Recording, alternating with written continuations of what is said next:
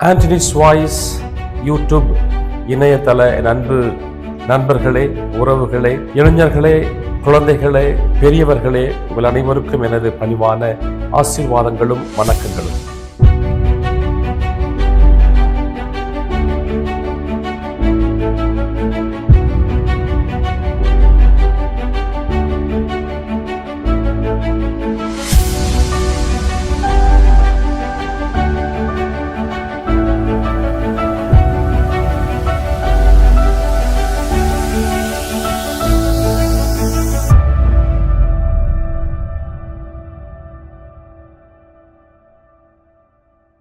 மீண்டும் உங்களை சந்திப்பதில் பெருமகிழ்ச்சி அடைகிறேன்.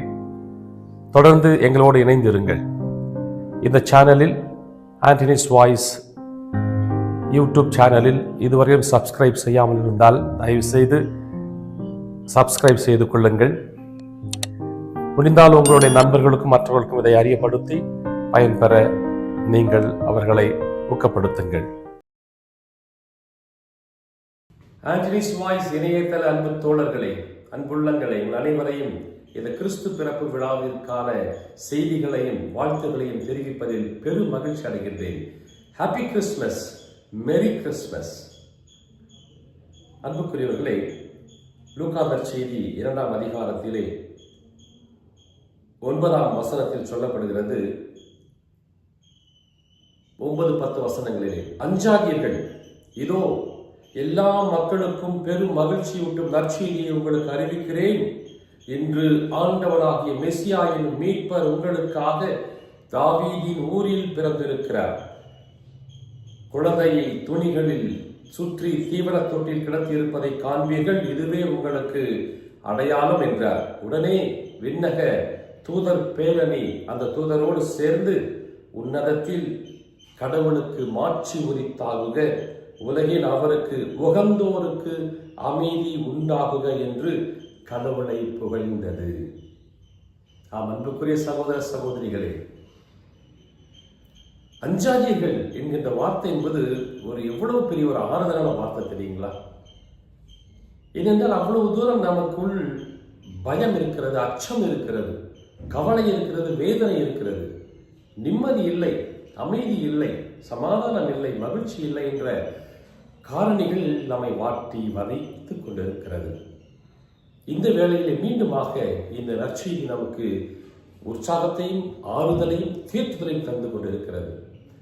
மாபெரும் மகிழ்ச்சியூட்டும் செய்தி. இம்மானுவேல் பிறந்திருக்கிறார்.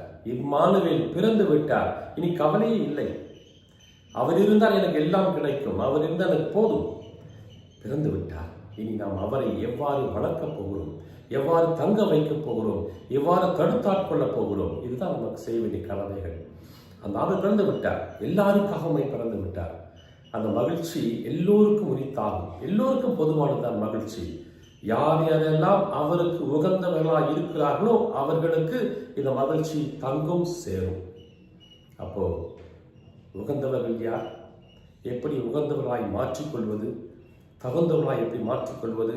அன்னை மரியாளை போல பரிசுத்த பாத்திரமாய் நீங்களும் நானும் இருக்க வேண்டும். அந்தோனியாரை போல, அவரோடு தங்கிய அந்த பாலன் இயேசுவை போல என்னோடும் தங்க வேண்டும். அதற்கு நான் என்னை ஒப்பு கொடுக்கணும். இதோ ஆணுடைய அடிமை என்று ஒப்பு கொடுக்கணும். உமது வார்த்தையின்படி எனக்கு நிகழட்டும், ஆகட்டும் என்று சொல்லணும். அவ்வாறு சொல்லுகின்ற பொழுது மீட்பின் மறைபொருள், மீட்பின் மகிழ்ச்சி செய்தி என்னில் தங்கும், என்னை வாழ வைக்கும், பிறருக்கும் அந்த செய்தி பயன்படும்.